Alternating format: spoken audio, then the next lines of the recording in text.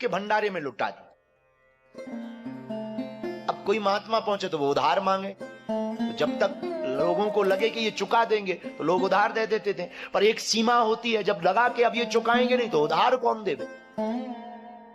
परिचय तो था नहीं, पर साधु घर पर आए, भूखा चला जाए। तो चीरधर अपनी पत्नी के पास गया और बोला कि आज क्या अतिथि को, संत को खवाएंगे।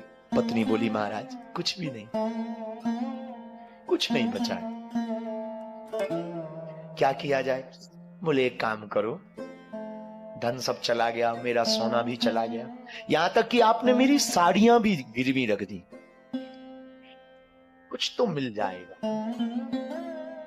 कैसे काटे? तो एक नुकीली चीज देखी, अंधेरे में बालों को काटा पत्नी के, कहीं खून बह गया, कहीं वो नुकीली चीज लग गई।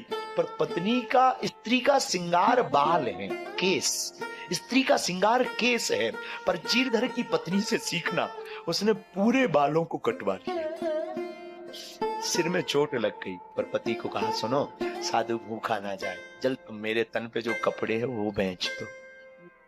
पर तुम कैसे रहोगी? मैं निकलूंगी नहीं, कोने में छिपी रहूंगी, पर साधु भूखा नहीं जाना चाहिए।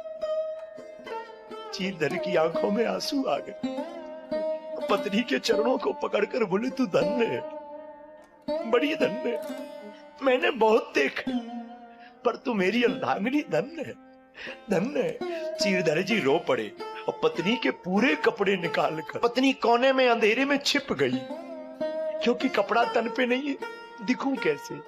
चावल बनाया तो चावल बनाकर पीपाजी महाराज को परोसा, लीजिए पाइए। तो पीपाजी ने कहा कि भक्तराज, तुम्हारी कुछ देर पहले पत्नी दिख रही थी, अब तुम उसको भी बुला लो, वो भी साथ में प्रसाद वाले में भोजन कर ले। तो चीरधर जी ने हाथ जोड़ के कहा, भगवान क्षमा करो, क्षमा करो, वो बाद में पालेगी, आप पाओ, आप पाओ, वो पालेगी। नहीं नहीं नहीं, हमारी आंख गली में खड़ा हो गया, मत जाओ अंदर, एक तरफ हो, हम ऐसे भोजन नहीं करेंगे जब तक तुम्हारी पत्नी साथ में नहीं बैठी। क्या हुआ? आवाज भी नहीं आ रही, कहां गई? जब पीपाजी की पत्नी अंदर गई तो कोने में लुकी छिपी रो रही थी, बाहें पकड़ी, क्या बात है, ये तुम्हारे कपड़े कहां गए, कपड़े कौन ले गया? चीरधर की पत्नी कहती है, बहन हमारे घर पर खाने को कुछ नहीं। पीपाजी महाराज की पत्नी सीता सहचरी की आंख फट गई, दहाड़ कर रो पड़ी, धन्य है तू, धन्य है। जो कौपीन, जो वस्त्र पहन रखा था, वो आधा कपड़ा शरीर को लपेट दिया। प्रणाम करके चीरधर को कहा, हमने बहुत साधु से भी देखे और तुम्हारे जैसा नहीं देखा। भगवान आपको बताए, ये कथा हमने भक्तमाल में पढ़ी, जितनी बार पढ़ी उतनी बार शरीर हमारा ठिकाने नहीं रहा। बाद में चीरधर को भी ठाकुर के दर्शन हुए, 4-5 और महात्मा आ गए, रोज की आदत थी भंडारे की, और जहां भोजन पाने महात्मा बैठे और प्रसाद लगाया, उन्हीं बीच में चतुर्भुज रूप लेकर के नारायण खड़े हो गए। चीरधर, बुलाओ अपनी पत्नी को, आज का प्रसाद पाकर मैं धन्य हो गया हूं। गोविंद भी कहते कि मैं धन्य हो गया हूं।